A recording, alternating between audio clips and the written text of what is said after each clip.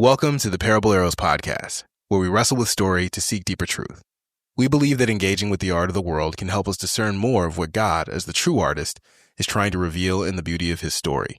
Join us as we discuss movies, ideas, and practice engaging with art, God's word, our thoughts, and each other.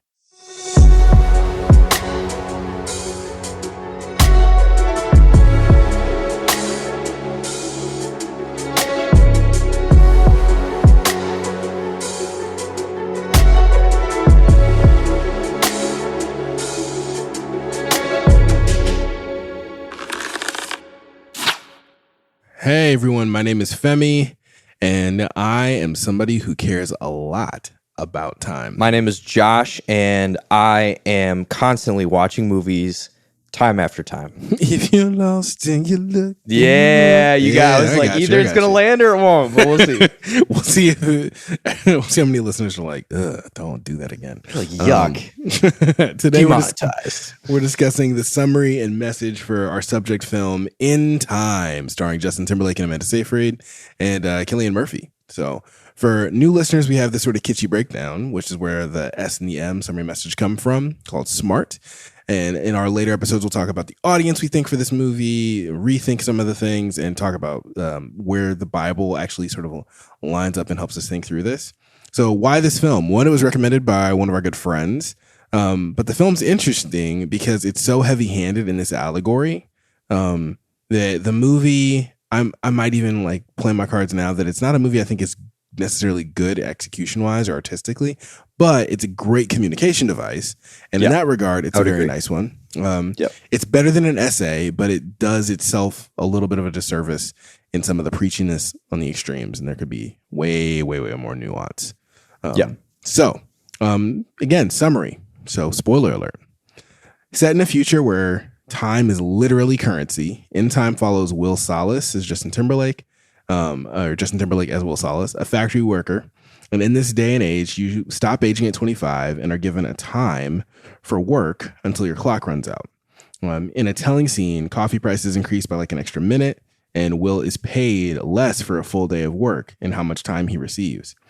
One night, meeting a coworker at a bar, Will helps a man escape some gangsters who steal time from people to literally clean their clock. Will's given by this man over a century by this wealthy stranger who's tired of living. The timekeepers track the weird amounts of time and suspect Will has stolen this time from the man instead of it being gifted to him. Will wakes up and gives some time to his friend and hopes to meet with his mom. And those in other areas help control the prices. And his mother can't afford to take the bus back to meet him. So as she's running to meet him and Will has this wealth of time, his mother dies with just seconds left on her clock. And so Will sets out to challenge the system. He uses this newfound time to travel through the checkpoints. And he's never had more than a day, but it shocks him how expensive in weeks and months it is to travel past the checkpoints. And he notices how slow everyone in the rich areas go about their business, and he sticks out. He eventually makes his way to a poker game and, at the risk of his life, bets all his time, who it impresses an arrogant banker. He invites him to a party, and at the party, Raymond, one of the timekeepers, who are sort of analogous to police in this world, takes all of Will's time, suspecting him for murder, except for 2 hours, so that he can be booked into jail, prison, whatever it's called then. Will then, to escape, kidnaps and eventually teams up with Sylvia Weiss, played by Amanda Seyfried, the banker's daughter. They, with the little bit of time they have, try to find protection from Will's friend, who he gave about 10 years to, but he's drunk himself to death with the excessive time and left his family behind. Overcome by both the pressing time they have and the inequality that they're both more increasingly aware of, they become a Robin Hood style duo, redistributing time from the poor while being hunted by this timekeeper Raymond, played by Cillian Murphy, enforcing the status quo. At one point, gangsters corner Will and Sylvia, and he decides to wrestle Will for his time, a sort of wrist fight. Will's father had died after being a legendary time wrestler. Will accepts the challenge under duress. He knows that if he wins, the henchman might also kill him. But if he loses, he is also going to lose all of the time that he has. So he starts the fight, starts to lose, but gets the upper hand. It's so shocking the other gangsters don't see him arm himself quickly, taking them all out and win the match. Towards the end of the film, they steal over 1 million years of time from the time bank, from Sylvia's father. It's opened by using Darwin's birthday as the code. And to try to escape the time boundary after giving all of this time to the poorest people, they get caught by Raymond. Raymond eventually times out. He didn't refresh from his daily supply for the timekeepers, and although he was chasing them just to try to keep the status quo, he didn't have enough for himself. Will and Sylvia, running out of time, take the daily allowance from his vehicle and escape the boundary, and then make their way to an even larger bank, ready to do it all over again. So that's the summary of In Time. Probably poorly written because it was by me and not an AI. Take a quick break on that and then into the message. All right. So, Josh, what did you think the message of In Time was? Well, Femi, the film's central message is that the system is rigged. The scarcity is manufactured and maintained deliberately by the powerful to keep the poor in a cycle of survival. And I'm reading it in that voice because you wrote that, and I thought it was a great summary, and I'm just stealing your summary because I think you actually put it great in the rest of your thoughts, so I might pass it over to you in a second. But there is a very, like you said, heavy-handed message about everyone living in a social system that isn't fair, that has winners and losers, and that the winners keep the losers down and from trying to become winners. And as a result, there's this need for a hero to kind of come in and upset the game and balance the scales and stuff like that. And yeah, I like your tag at the end about like living urgently and this comparison between the people with a little bit of time versus a lot of time. There's a lot of quips in the movie about, you know, like, what, only 2 hours? And they're like, you can do a lot in 2 hours, right? Like, so there's a lot of that focus. But when you were watching, what were some of the scenes or moments that helped you clarify what the message was? Yeah, I think the way the movie ended. So again, I probably said this, but it's just not, it didn't feel like it was executed well. It was such an interesting premise, but I didn't feel like it landed with me feeling like a bunch of things have to change. I was like, it seems like everything has to change in this world, but like nothing's really changing in this world. Like it's just sort of more like thievery, immorality. There's not a real good way to fix the system as it's broken. Yeah. And so that sort of sat with me as the message of like, oh, viva la revolution. Like that's what it's trying to say. Like we need to change all this stuff. But it never said what the time is actually good for. It just sort of said like, if you can do whatever you want, it breeds complacency with structural injustice. And if you can't do whatever you want, or you're mortal in this world, it can breed purpose in your life. Like there's something for you to do. And this is like that Bonnie and Clyde psychology of if I have nothing else to lose, then I can pick something noble and pursue it with reckless abandon, right? We believe some of that in the church of like, is Jesus worth giving everything for? Is he really worth like throwing away everything in my life to cling to this promise by this one fully God, fully man person who lived this life? Like, is it worth it? And if you're really, really comfortable, it's hard to get there. And so I think the movie touches on that, but its answer of revolution around the structural injustice doesn't answer the question about the individual morality that needs to be built or how that time, when you have it, is supposed to be spent. So that's where I sort of sat with. I think that it's a great critique of inequality and how geography even plays a role in inequality. If you're not juxtaposed with somebody who's really suffering, then you don't really have to think about it that much. Which we got in the United States, the history of redlining, districting, racial and geographical neighborhood separation, and how we both can benefit from that when there's a really, really rich culture in a certain area, but how it's also really harmful for us to feel connected to that area. It allows for us to feel separate. And sometimes the separation is good and on purpose to remain, to like have some type of semblance of cultural identity, but it really does do damage if there's not this is how you maintain who you are while still interacting with a wide breadth of people. So, totally. Yeah. So that's sort of what I was thinking. Yeah, for sure. No, I agree, and I'm tracking with you. And I think that was one of the things that I think makes this an interesting movie is the allegory is really easy to track, which I think makes it also fall short. And I feel like it's like you said, it's ending because it feels like it doesn't really, and maybe you said this way, but it doesn't feel like it gives a solution. It just kind of gives you the bomb, right? Like it's not like, okay, here's how you actually figure out this whole thing and like have nuance and stuff like that. You kind of, well, we just got to do something else. And like, let's just throw a wrench into the whole thing. And then from there, we'll go with that. So from your perspective, kind of moving forward into the next portion, like where was your agreement on that idea of the system being rigged and any nuances you'd give to the movie's argument? I think that there is something to be said. We don't like this because then it feels like a cop out. But the idea that there's structural problems with the way we've set up the system is true. There is a way that we've set up our current systems that allow for bad behavior to go unchecked. It's not that I'm just going to go and say it. It's not that capitalism is bad, right? But capitalism allows for bad actors. Sort of like medical school is rigorous and hard and it's challenging. And DO school, MD school, doctor of chiropractic, physical therapist, lab technicians, all these things in healthcare, all these things in whatever you may have in type of higher degree, law, lawyer, JD, getting your law, passing the bar, getting your law degree. All of those things are difficult.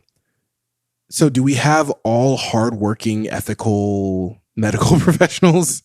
And do we have all hardworking, ethical lawyers? No. Why? Because the barrier to the system was, can you complete this information, which you can be extremely clinical or litigious about in knowing something, but then have no qualms about using that to your advantage. And so when it comes to true wisdom and not just information gathering and relationship of knowledge, the movie is saying this structure, the geography, that needs to be broken. This ability to hoard a certain amount needs to be broken. There needs to be an easier way to transfer this to people who really need it, or there needs to be some type of clear understanding of what the value of a human life is, or something that morally has to fit into this that the movie sort of misses. But I do think that there is something structurally. So like, I don't agree like that it's just the system is rigged. But I do think that our hearts, obviously I'm going to say this as a Christian, our hearts are bent. They're so wicked. They're so deceitful that whatever system we build, we try to figure out a way to manipulate in a way where we can come out on top, or we're the most safe, or feel the most like we have the most access. And when we do that and we succeed, we don't have a very big incentive to change it until the Holy Spirit works in our heart and goes, hey, do you have enough? Do you have too much? Et cetera, et cetera, et cetera. How do you work on the ethical things? So how about you? Yeah, no, I would agree that I think I'm kind of like also parsing together how to put together one of my questions for our rethink section. Cause for me, I tend to be someone who I see spaces, even as like an artist or as a creator wanting to like make things, or even now with like social media and stuff like that. And I think there is room to argue that financially there is a rigged, if at worst, very supportive of winners and letting winners continue to win and losers continue to lose, like format and stuff like that. But I do think there's something like the scene that really stuck out to me that I was like, this is what I was wishing that the movie would kind of actually get into, but just don't think they had the time or maybe the vision to do this, was when Will's friend who's drunk, after he gives them the decade, immediately in my mind, I'm like, okay, he just had a kid, he has a wife, he goes, he pops 3 years around, you know, it alleviates their whole family. No, immediately he goes and he literally kills himself drinking. And I think there's this, like, especially I feel like in the States, in our current climate, there's kind of a, like, just speaking in terms of political groups, because I feel like this is usually who's kind of arguing about things like inequality and a certain perspective. Republican, conservative are more like, be good with your money, save, follow the Dame Ramsey snowball rule, and like you too can be rich like us, right? And it's like it's all you, and it's all a you problem in your habits. I think there's some truth in there. There's also, I feel like, a more Democrat and liberal perspective, which is like, there are taxes that rich people, because they are rich, are able to pay people to get around tax things and to like find all the little, not even illegal, but just all the little things where it's like, you can itemize this and you can do this and you can do this. And then, you know, or even the people who are like, hey, if you don't actually have this in net income, but it's in assets and blah, blah, blah. And like, they have access to all of these people now who can give them this information that continues to allow their wealth to grow, versus the person who doesn't have that wealth, doesn't have the ability to maybe access that information, or even if they do have the information, to get the people to help them grow and do those same things. And I think there's some truth to that too, where it feels like, you know, like I think of it with like fitness. Of course, I would love to have, you know, to look like Kumail Nanjiani or what's his face, who's Wolverine. Why can't I think Hugh of his name? Jackman? Hugh Jackman, right? I would love to look that ripped at that age. But also, I don't have the money or the time or the whatever, the resources to pay a personal trainer that they're probably paying to get that exact diet and to like give me the exact nutrients and to help me cook and to like keep me on track, right? Because of all the things that they're doing. And so like there is a level where it feels like, yeah, it does feel a little like a bummer that I can eat greens and I can eat kale, you know, more than once a week and stuff like that, and be healthier. Rob McElhenney from It's Always Sunny. Yep. When he got jacked for that role, he said, "Oh yeah, do you have?" He made a joke about how it is that you can look like that, and he just sort of says, "Well, do you like sugar? Like, cut that out. Do you like alcohol? Cut that out. You have a family? Forget them." Like, exactly. It's sort of joking, and like, it's not to say that it's not an individual choice thing. It is a choice thing, right? Anybody in this is a beautiful thing about the United States, is that everybody here, if you work hard enough and you try hard enough, you can get rich. But there are gonna be some situations where you have to make a call of how you're gonna do it and why you're gonna do it. And I think some of those sacrifices are, you don't show up for your friends in certain ways so you can keep to your schedule. Not because you're evil, but because your schedule is the guaranteed plan. If I make my 300 calls in the next 2 hours, I know that I'm going to close this many sales, and that's going to do this, and that's going to help either my family or me get out of this apartment or out of sharing this room with 3 other people. Like, there are ways that you can manipulate the system for your benefit. If you're injured, like, I'm going to wrap it up and keep going, or I'm going to go to the hospital and get checked out. Or I'm going to let my health dwindle until I can figure out how to make all this money or make all these deals. I'm going to put everything on a credit card to get rich. And once you do, great. But a lot of people are like, I can't do this way or that way. I can't leave my mom alone. Or some people are like, forget it. That was on her. She should have done her own thing. Yeah. Like, after I turned 18, she should have kept her. Like, so that's where the ethical thing is. It's not that Democrats are right that you should just redistribute wealth. And that's where I think I was going to chime in on that in the middle, where I think that to me is where the movie fell short. And what I would have hoped in a nuanced critique it would have done is, I think I think there's room to, and I mean, there was a joke. There was actually a back and forth with Elon Musk that someone had on Twitter back in the day where they were like, you know, you and your multi-million billions of dollars, like, why don't you solve world hunger? And Elon's point and what he said, which I think is actually kind of poignant, is he was like, you get me the team, you get me the vision, you get me the clarity of how to execute, you get me all the steps and I will fund it. And so I there's like this tension where I do have and like think it's wasteful and it does rub me the wrong way that someone like Mark Zuckerberg probably has a yacht with a helicopter on it that he like doesn't really need, or, you know, like there's that perception. But I also think to the imagery and the narrative in the movie, you also have to be truthful that if you just give people access to an abundance of a resource, I mean, we don't even need to get into like poverty. You can just even think of someone like with fame. Think of all these 18-year-old kids and influencers and all this stuff. Or Kanye, right? Like all these people who all of a sudden they have either an influx of money they've never had before, an influx of attention that they've never had before, whatever. And it doesn't usually go well because there's no experience managing increasing balances. And the world's not perfect. So like you're never going to fully train into that. But I think I feel like there's humility required of both sides, right?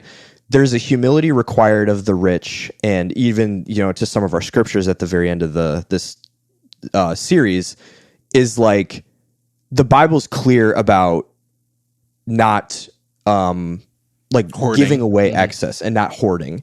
The Bible's also very clear that you need to earn your keep, and you're like you're kind of pitching in, and so there's this tension where I feel like the extreme wealth has been like, let's isolate and keep and hoard, which I think there needs to be humility to be like, yeah, I don't really need this much, and maybe I can do more and give up a little bit more than I think I need to. And I think on the maybe poverty side or other side, there's a like, yeah, and not even a like, this is my fault, but instead, man, even if I got $1 million, I don't know if I have the skills or the knowledge or the perspective or the people around me to help me manage that well, so I could maybe not just fix my life, but help other people too. And so I feel like there's this symbiotic humility that needs to happen that would actually draw both groups together, and then allow for there to be like an actual slow transformation, which isn't as sexy as I feel like In Time is trying to make it, which they're, you know, kind of making it a mess in their like, let's just loot and steal and divvy it up. And the movie ends, if you think about it, in kind of a bleak way. If you take away, you know, the scene of going. Yeah. Yeah, I think the other thing that the movie missed in the nuance is how many people who are really wealthy have it tied up in assets and not like cash. It seemed like, all this money, especially the guy who had the what's his name, Sylvia's dad, Philippe. Yeah, he had all this million years just stored away in a vault. Like, yeah, dude, Elon Musk does not have millions and millions and millions and billions of dollars stored up in a vault. His gold bars and his Scrooge McDuck all coins. Imaginary. And so like one book that I made halfway my way through listening before had to go return back to the library is Money, the True Story of a Made Up Thing. And we have to remember value is so subjective and it depends on our human nature. And unfortunately, we've also seen the negative of when people think they're of a certain value and like they intrinsically believe I'm worth this, how negative they treat other people. Even in the inverse, I'm not worth anything. And so that drives me even to depression, or it drives me to violence or drinking too much or whatever. And so I think that those things are harder to do when everybody has all their cash on hand in this movie compared to cash on wrist. Compared to when people have it tied up in assets or in an account where you can't really access it. You know, there's some people who like you could hold up and it would take them like hours or a few days to get even close to getting a check to you. But they have a lot of money in air quotes compared to people who have no assets, but they have potentially a lot of cash on hand. So it's complex, but I really appreciated the premise. I think we can get into the audience or rethink episode into some of the more details, but it was a really good premise.